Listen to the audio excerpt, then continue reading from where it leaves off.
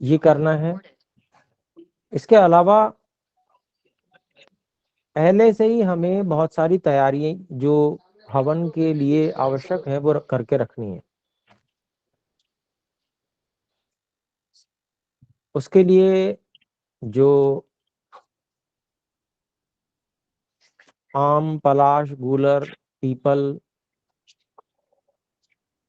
आदि जो इस प्रकार के वृक्ष होते हैं,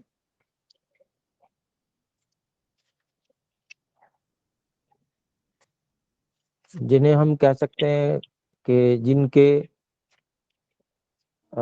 हरे रहने पर उनको अगर तोड़ा जाए तो दूध निकलता है या गोंद आती है, तो ऐसे सुगंधित जो गोंद आदि वाले वृक्ष होते हैं, तो उनकी लकड़ियों को सुखाकर, अर्थात सूखी हुई लकड़ियों की हम समिधाएं बनाते हैं हवन के लिए। और हवन कुंड के नाप के अनुसार, जैसा हमारा हवन कुंड है उसमें, क्योंकि पिरामिड जैसा, उल्टा पिरामिड जैसा शेप होता है हवन कुंड का, तो उसमें नीचे की तरफ थोड़ा छोटा होता है, फिर ऊपर की ओर थोड़ा बड़ा होता जाता है। तो उसके अनुसार हमको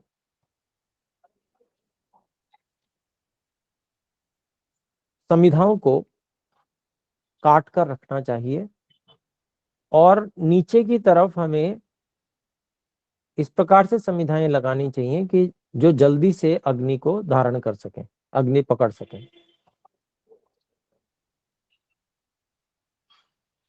और अग्न्याधान करने के लिए एक प्लेट में कुछ छोटी समिधाएं वो रख लेनी चाहिए, दो दो करके, दो ऐसे इस प्रकार से उसको रख के, और फिर जब हमें अग्न्याधान करना हो तो उसके बीच में कपूर, दीपक जलाने के बाद में उसी दीपक से कपूर को प्रज्वलित करके उस प्लेट के अंदर रख के, और जब मंत्र बोलते हैं अंत में द्याया दधे, तो उस जो छोटी छोटी लकड़ियां अर्थात समिधाएं जो छोटी छोटी होती हैं उन सहित उस कपूर को अंदर स्थापित किया जाता है यज्ञ कुंड में। और ये ध्यान रखा जाता है जहां पर लौ उठ रही है उस जगह पे पतली पतली समिधाएं उसके ऊपर रहें, जिससे कि वो अच्छी प्रकार से अग्नि प्रज्वलित हो सके। और ऐसे ही समिधा दान के लिए 3 समिधाएं 8-8 अंगुल की अलग से निकाल के रखी जाते हैं पहले से, तो उनको भी रखना, उस पे घृत आदि अच्छे से लगा के, जिससे कि उसकी आहुति दी जा सके। तो समिधा दान के जो मंत्र हैं वो 4 हैं। 4 मंत्रों पर हमको 3 समिधाएं आहूत करनी होती हैं। तो पहले मंत्र से पहली समिधा, दूसरे और तीसरे मंत्र से दूसरी समिधा, और चौथे मंत्र से तीसरी समिधा स्वाहा पर हवन कुंड में स्थापित करते हैं।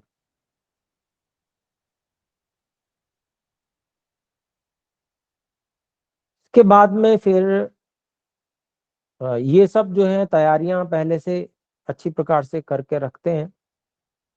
कपूर आदि सब अच्छे से अपने पास होना चाहिए, दिया सलाई माचिस पहले से रखी हो, जल की व्यवस्था पहले से हो, पात्र बर्तन इत्यादि शुद्ध हो। आचमन के लिए जो झूठा पानी आचमन के बाद में हाथ धोकर फेंकना होता है, उसके लिए अलग से पात्र बर्तन रखा हुआ हो सामने,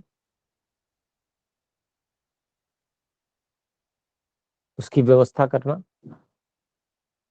आसन इस प्रकार से व्यवस्थित बिछे हुए हों कि जो बैठने वाले, हवन करने के लिए जो हम लोग या अन्य परिवारजन जो बैठते हैं, वो भली प्रकार से बैठ सकें। उन आसनों की व्यवस्था हवन कुंड के चारों ओर करना। यदि पति और पत्नी दोनों बैठते हैं तो यज्ञ कर्म में पत्नी को अपने से दाएं बिठाना, दाईं ओर पत्नी बैठती हैं और पति बाईं ओर बैठते हैं। तो इस प्रकार से बैठने की व्यवस्था होती है।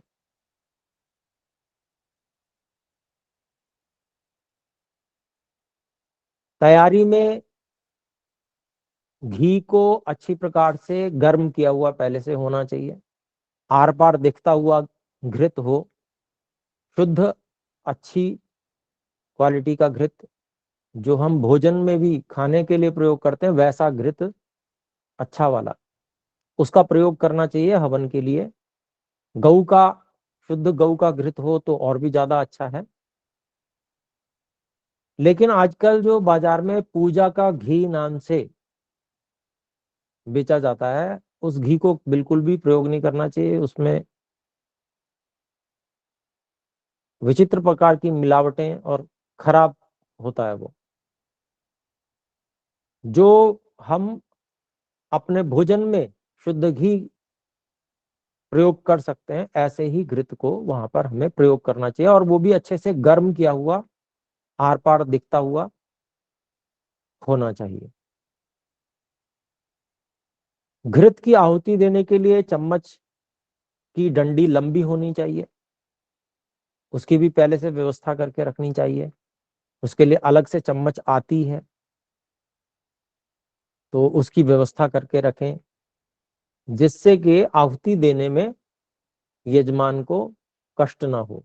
क्योंकि तीव्र ज्वाला होती है जब, उसमें आहुति देते समय अनेक बार इतनी अधिक तेज लपटें होती हैं, गर्मी इतनी बाहर की ओर आती है कि हाथ, अगर छोटी चम्मच हो, छोटी अर्थात छोटी डंडी वाली चम्मच हो, तो हाथ जलने की संभावना रहती है और कष्ट होता है।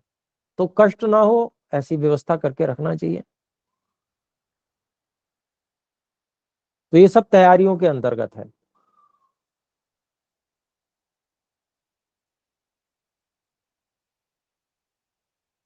और उसके बाद में आचमन आदि के विषय में हम बात कर ही चुके हैं। 3 समिधाएं रखना,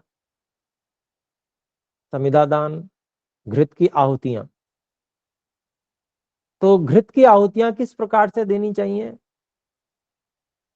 आरंभ में जब हम अग्नि को प्रज्वलित कर रहे होते हैं, उस समय इस प्रकार से हमको आहुति देनी चाहिए कि जहां पर जलती हुई अग्नि है वहां पर घृत की आहुति जावे। क्योंकि जहां पर जलती हुई अग्नि है, अगर वहां पर घृत जो गर्म किया हुआ है उसको हम आहूत करते हैं, तो वो ज्वाला बढ़ती है।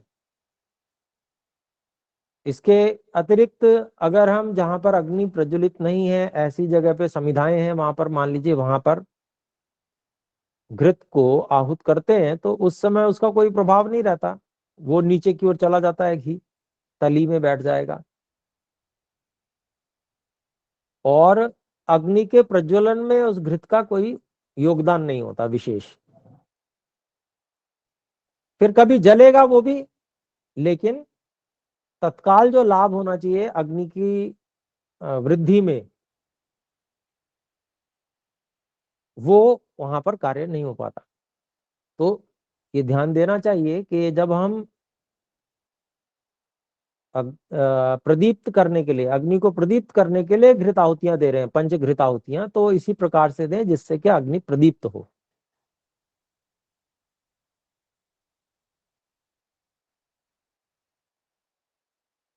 और कई बार ऐसा भी होता है कि ऐसा अभ्यास होता है कि बीच में चम्मच लेकर गए और इस तरह से पलट दी चम्मच, तो सारा घी बीच में चला जाता है। अग्नि के ऊपर गया, कम गया, थोड़ा बहुत गया, ऐसा होता है कि वो घृत एकदम से बीच में, सारी आहुतियां बिल्कुल बीचों बीच में जाती हैं, तो थोड़ा बहुत घृत जो है, जो समिधाओं, बीच की समिधाओं पर पड़ता है, वो तो तुरंत जल जाता है, हवी बन जाती है, लेकिन शेष कुछ नीचे भी जमा हो जाता है फिर तली में, हवन कुंड के। तो ये हमें ध्यान रखना चाहिए कि जब हम आहुतियां देते हैं तो एक ही जगह पे न देकर, जो समिधाएं हवन कुंड में हमने लगाई हुई हैं, जहां जहां वो जल रही हैं, उन जगह पर फैलाकर घृत की आहुति चम्मच से थोड़ा थोड़ा करके स्वाहा पर दें, घृत की आहुतियां। क्योंकि एक ही जगह पर देंगे तो उससे फिर अधिक संभावना यही रहती है कि नीचे वो जमा हो जाता है घृत, अच्छी प्रकार से आहुति नहीं होती है, फिर बाद में वो जलेगा। अथवा अगर हवन कुंड में कुछ थोड़ी बहुत कमी रही तो वो नीचे से चू जाता है काला काला होके। तो ये सब ध्यान देने योग्य बातें होती हैं। हम जो भी कार्य कर रहे हैं वो सबसे अच्छी प्रकार से होना चाहिए, यज्ञ का कार्य भी सबसे अच्छी प्रकार से होना चाहिए। इसके लिए हमको जितना हमारे पास में बुद्धि और बल है उस सबको वहां पर लगाना चाहिए कि वो कार्य सबसे अच्छी प्रकार से हो सके।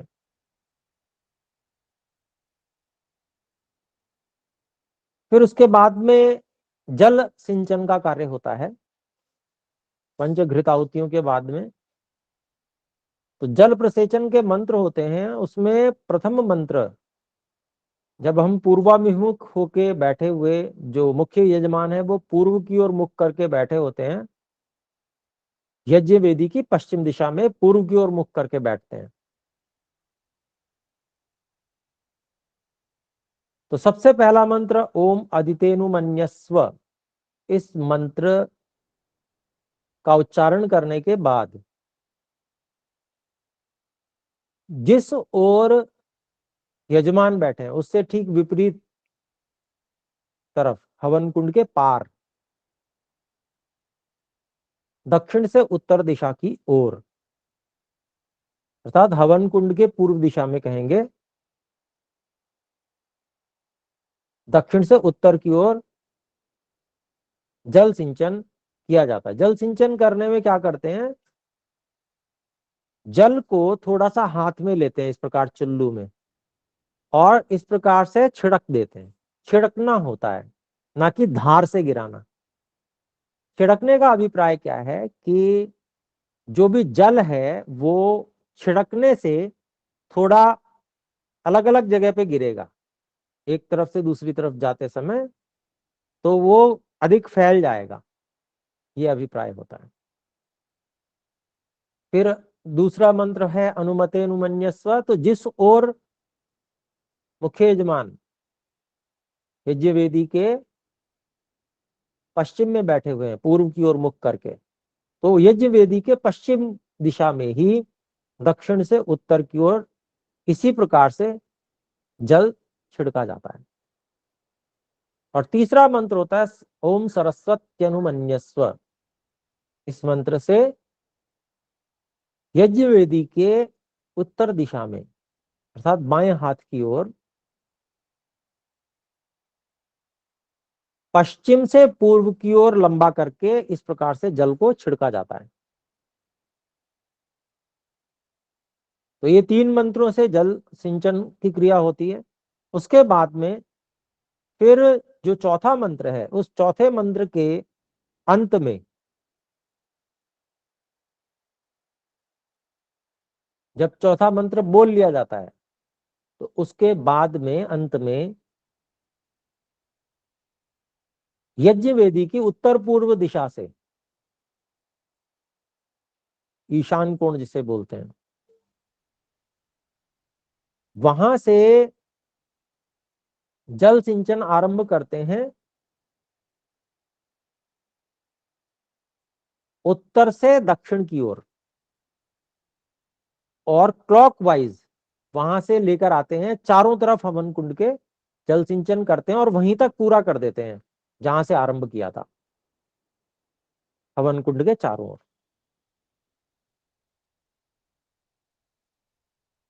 तो उत्तर पूर्व दिशा कौन सी हुई? जो उसी दिशा में दीपक भी रखा जाता है, जल का कलश भी उसी दिशा में रखा जाता है, और जल के कलश के ऊपर दीपक स्थापित वहां पर किया जाता है, वही रखने का स्थान है।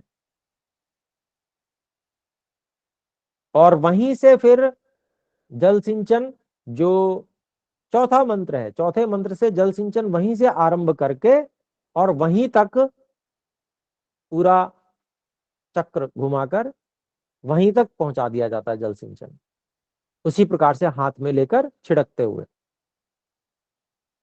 तो इसमें अगर एक ही व्यक्ति यज्ञ कर रहे हैं तो हो सकता है उनको खड़ा होना पड़े, हवन कुंड बड़ा हो तो खड़े होकर बड़ी श्रद्धा के साथ में और प्रेम से जल सिंचन खड़े होकर आकर और पूरा करना चाहिए। और हवन कुंड छोटा है, मान लीजिए हाथ जा सकता है, लपटें बहुत ज्यादा नहीं उठ रही हैं, तो बैठे बैठे भी कर लेते हैं। तो इस प्रकार से ये जल सिंचन की क्रिया पूरी हो जाती है। जल सिंचन करने के बाद अग्नये स्वाहा सोमाय स्वाहा, ये जो मंत्र है, अग्नये स्वाहा इदम अग्नये इदम नमम, इस मंत्र से हवन कुंड के उत्तर दिशा में, अर्थात हवन कुंड के अंदर,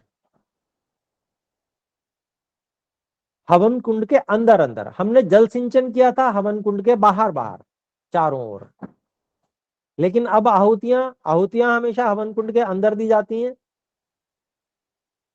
तो जो पहली आहुति अग्नये स्वाहा इदम अग्नये इदम नमः, इस स्वाहा पर हवन कुंड के अंदर की ओर उत्तर दिशा में जो समिधा रखी हो उस पर अपनी ओर से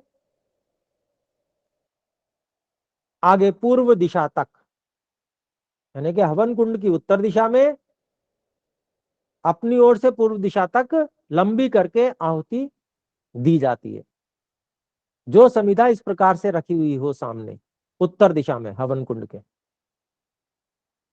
बाईं तरफ, मतलब तो इस प्रकार से लंबी करके अपनी ओर से सामने तक उस समिधा पर आहुति दी जाती है, पहली आहुति। फिर दूसरी आहुति होती है ओम सोमाय स्वाहा। तो इस स्वाहा पर हवन कुंड की दक्षिण दिशा में इस ओर जो समिधा रखी हुई है किनारे किनारे, उस समिधा पर लंबी करके अपनी ओर से पूर्व दिशा तक आगे तक इस प्रकार से चम्मच से, घृत की चम्मच भर के और आहुति दी जाती है लंबी करके। फिर उसके बाद में हवन कुंड के मध्य में जैसे फैलाकर हम समिधाओं पर, जलती हुई समिधाओं पर फैलाकर हम आहुतियां देते हैं, बाकी सभी आहुतियां उसी प्रकार से दी जाती हैं।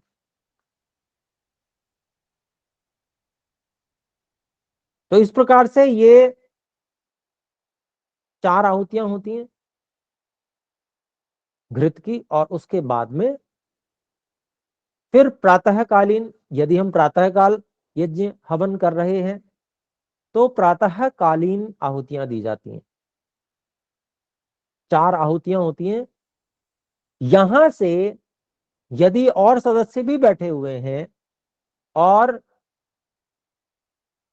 वो हवन में बैठकर सामग्री की आहुति दे सकते हैं, तो कहां से दी जाती हैं? इससे पहले तक तो सारी घृत की आहुतियां ही दी जाती हैं, सामग्री की आहुति नहीं दी जाती। इसके बाद में जो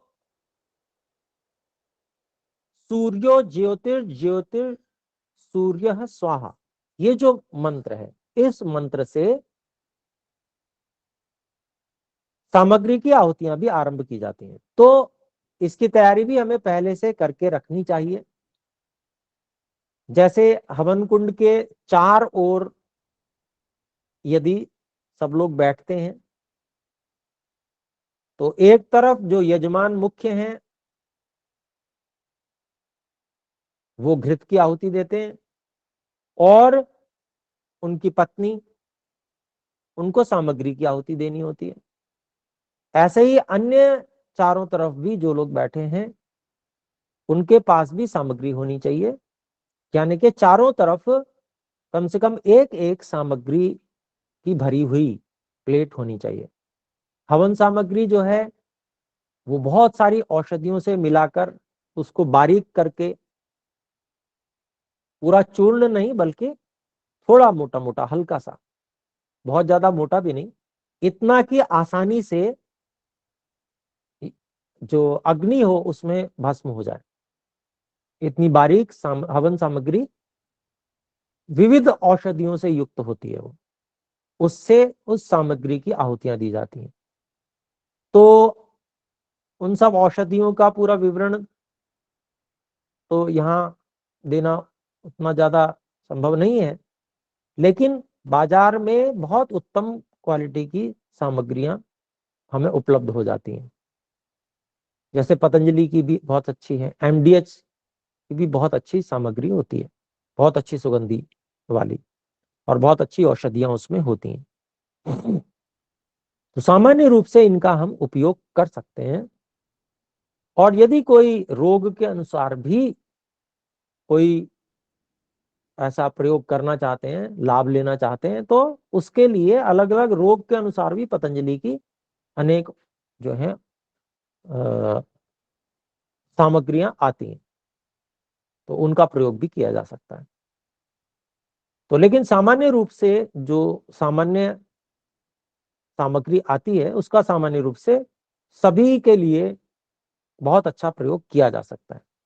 तो उन सामग्रियों में हम पहले से तैयारी क्या करते हैं, उसमें एक बड़ी थाली में हम सामग्री लेकर उसमें कुछ घृत आदि मिला लेते हैं, क्योंकि जो सामग्री होती है उसमें जो औषधीय पदार्थ होते हैं उसमें काष्ठ, लकड़ी का बुरादा टाइप का भी होता है वो, क्योंकि सभी औषधियां जो है काष्ठ औषधियां होती हैं। तो उसकी जो है जो लकड़ी की धूल जैसी वो उड़ती है, तो वो न उड़े, वो थोड़ी सी भारी हो जाए, उसमें थोड़ा सा घृत मिला लेते हैं और मिलाकर वो चिकनी हो जाती है। फिर अगर हम उसमें आहुति देते हैं तो वो फिर इधर उधर उड़ती नहीं है। तो इस प्रकार से उसको सुव्यवस्थित और सुंदर करके पहले से तैयार करके रख लेना चाहिए। और हवन कुंड के चारों ओर जो जो सज्जन या जो भी कोई परिवार के सदस्य बैठे हैं उनके पास में एक एक वो प्लेट हो। और अपनी जो आहुतियां हैं वो निश्चित होती हैं, 16 आहुतियां होती हैं सामग्री की। तो इस प्रकार से आहुति देनी चाहिए कि बहुत कम भी ना हो और बहुत ज्यादा भी ना हो। हवन कुंड में जो अग्नि जल रही है वो हमारे सामने होती है, उसकी कितनी मात्रा है, अगर वो खूब अच्छे से प्रज्वलित है, खूब प्रचंड हो रही है, तो हम थोड़ी सी मात्रा बढ़ा भी सकते हैं सामग्री की, तो वो भी अच्छे से भस्म हो जाएगी। लेकिन अगर अग्नि प्रदीप्त होने में मौसम कई बार ऐसा होता है जब नहीं हो पाती, कम हो पाती है, तो उस हिसाब से हमें सामग्री कम देनी चाहिए। लेकिन अच्छा ये है कि अग्नि खूब प्रदीप्त हो और हम जो भी हमारे पास सामग्री हो उसके 16 भाग लगभग अंदाजे से कि भाई हम इतने एक बारी में देनी है, ये देना चाहिए। अनेक बार क्या होता है, बहुत से लोग यज्ञ हवन करते हैं और शुरू शुरू में थोड़ी थोड़ी सी, बहुत ही थोड़ी थोड़ी सी ऐसी 2 उंगलियां बना के जरा जरा सी सामग्री देते हैं, उसके बाद में बहुत सारी सामग्री बच जाती है। और जब सर्वं वै पूर्णं स्वाहा वाला नंबर आता है तो बस वो सारा का सारा प्लेट यूं उलट देते हैं पूरे हवन कुंड के अंदर सबसे अंतिम मंत्र पे। तो ये उचित नहीं है। इसलिए उचित नहीं है कि एकदम से सामग्री पड़ेगी तो फिर तो धुआं ही हो जाएगा, अग्नि बुझ जाएगी। तो अग्नि का ध्यान रखते हुए हमें उसको बराबर भागों में विभक्त करके और आहुति देनी चाहिए। सुनिश्चित होता है, हमारे दैनिक यज्ञ के कुछ सुनिश्चित मंत्र हैं। कई बार कुछ अधिक आहुतियां देनी होती हैं तो उसके लिए विधान यह है कि हम गायत्री मंत्र और विश्वानी देव मंत्र से बढ़ाकर भी आहुतियां दे सकते हैं, दैनिक यज्ञ में भी दे सकते हैं। तो हम अभी दैनिक यज्ञ के ही विषय में बात कर रहे हैं, अन्य यज्ञों के विषय में अभी कोई बात नहीं कर रहे हैं, क्योंकि सबसे पहले हम गुरुकुल क्रांति की ओर से ये चाहते हैं कि पूरे भारत में प्रत्येक व्यक्ति दैनिक यज्ञ भली प्रकार अच्छी प्रकार से करना जानता हो और आवश्यकता पड़ने पर वो करे। चाहते तो यही है कि दैनिक करें सभी लोग, प्रातः सायं करें सभी लोग, पर यदि संभव नहीं हो पाता है तो कम से कम साप्ताहिक तो प्रत्येक घर में हवन हो ही जाए, और जिस घर में दैनिक हो जाए वो तो सर्वश्रेष्ठ है। तो इस प्रकार से हमने सामग्री की भी बात की। और एक बात और ये ध्यान रखनी होती है कि हवन कुंड में जितनी संविधाएं हमने आरंभ में लगा दी, उसके बाद में भी आवश्यकता पड़ने पर हम और संविधाएं भी लगाते हैं। तो कब लगाएंगे? हमको ये देखना है कि जितनी हमने मान लीजिए 5 सतहें बनाई संविधाओं की, पहली सतह, दूसरी सतह, तीसरी सतह, चौथी सतह, ऐसे 5वीं सतह, मान लीजिए इतनी हमने संविधाएं रखी। और तीन तीन जो 3 संविधाएं होती हैं वो भी हमने संविधा दान के समय रख दी मुख्य यजमान ने। इतना होने के बाद यदि हमें ऐसा लगता है, क्योंकि अनेक प्रकार की संविधाएं हैं, कोई आम की प्रयोग कर रहा है, कोई पीपल की, कोई पलाश की, कोई गूलर, कोई बट, तो अनेक प्रकार की संविधाएं, और प्राय हल्की ही होती हैं संविधाएं सभी। लेकिन फिर भी ये रहता है कि कोई मोटी कटी हुई है, कोई हल्की कटी हुई है, तो अनेक बार वो संविधाएं जल्दी भस्म हो जाती हैं। और यदि हमने समय रहते अगली संविधाएं न लगाई तो अग्नि पहले ही शांत हो जाएगी, और जो हमारी संविधाएं लगाई हुई बाद में वो नहीं जल पाएंगी। तो उपयुक्त समय कौन सा है? जब हम ये देखें कि ऊपर वाली संविधाएं काली होने लगी हैं, काली पूरी हो गई है, नहीं तब नहीं, तब तो देर हो गई, काली होने लगी हैं, थोड़ा बहुत बचा है काला होना, उसी समय हमें 3 संविधाएं या 2 संविधाएं ऊपर से और रख देनी चाहिए, जिससे कि वो भी उस अग्नि को ग्रहण कर सके, धारण कर सके, और फिर वो भी अच्छे से जलने लगती है। तो हमें लगता है कि अभी और भी आहुतियां शेष हैं, तो फिर हमें और 2 या 3 संविधाएं और ऊपर से एक लेयर, इस प्रकार से एक लेयर, फिर इस प्रकार से ऐसे रखनी चाहिए, जिससे कि हमारी अग्नि कार्य पूर्ण होने के बाद ही शांत हो। तो आहुति देने का जो तरीका होता है, सामग्री से जो आहुति दी जाती है उसका तरीका इस प्रकार से, हाथ में हम जैसे हम भोजन करते हैं हाथ से, तो इस प्रकार से भोजन लेते हैं, उसी तरह से हम सामग्री भी लेते हैं और हाथ को यूं सीधा कर लेते हैं, अंगूठा हटा लेते हैं, और इस प्रकार से दूर से ही सामग्री की आहुति देते हैं। ये सामग्री की आहुति देने का ढंग हुआ। घृत की आहुति देने का ढंग ये रहा, घृत की चम्मच को हम जैसे पेन पकड़ते हैं, पेन को इस प्रकार से पकड़ते हैं, उसी तरह से घी वाली चम्मच को भी पकड़ के और इस प्रकार से पलटते जाते हैं। घी लिया और जहां पर हमको डालना है उसको डाल दिया। तो मैंने प्रयास किया कि लगभग सभी बातें इसमें आ जाएं, जिसमें कि हमने हवन की तैयारी के विषय में समझने का प्रयास किया, आचमन किस प्रकार से करना है, अंग स्पर्श किस प्रकार से करना है, और समिधा दान जो है वो कैसे करना है। इसके बाद में फिर हमने जल सिंचन, जल प्रसेचन की जो प्रक्रिया है वो कैसे करनी है। फिर जो घृत की आहुतियां होती हैं, अग्नय स्वाहा इत्यादि, उसमें हमें कैसे करना है, और सामग्री की जो आहुति है वो किस प्रकार से हमें देनी है।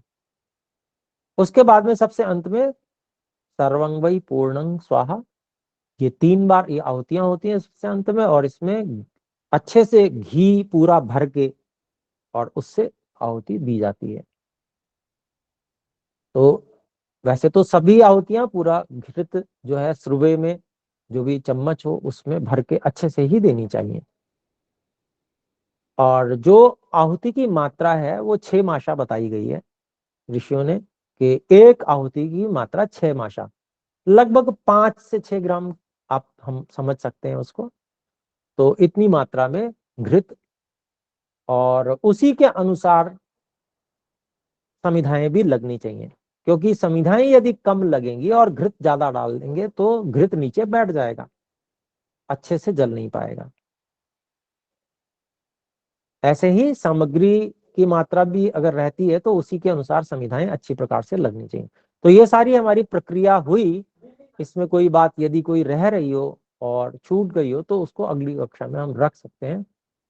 अभी हम विराम करते हैं, थोड़ा अधिक समय हो गया, और जो भी बात हो हम लिख कर भेज सकते हैं, और उसको हम अगली कक्षा में ठीक से और अधिक स्पष्ट करने का प्रयास करेंगे। इसके बाद में जो शेष कार्य रहता है उसके बारे में अगली कक्षा में और जो कुछ बातें रह रही हैं उनको भी हम रखेंगे। तो अभी हम विराम करते हैं। आइए हम सब एक बार ओम का उच्चारण करें।